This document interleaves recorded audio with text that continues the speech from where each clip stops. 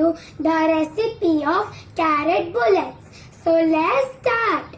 So the ingredients of my recipe are some carrot which is grated, besan, oil, corn flour, salt, some grated ginger, finely chopped green chilies, coriander leaves and cumin seeds. So let's start. Now take a bowl and add half cup of besan in it.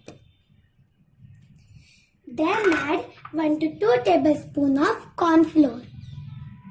With that, some coriander leaves, chili which is finely chopped, salt as per taste, cumin powder half tablespoon, some grated ginger 1 tablespoon, and finally I am going to add some grated carrot in it.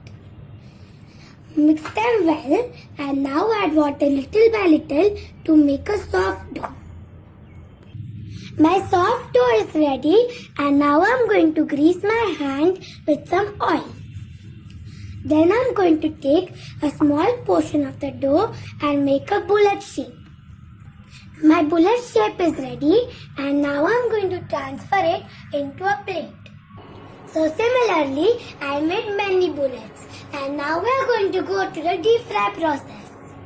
Now take a pan and heat some oil and then add the bullets in it.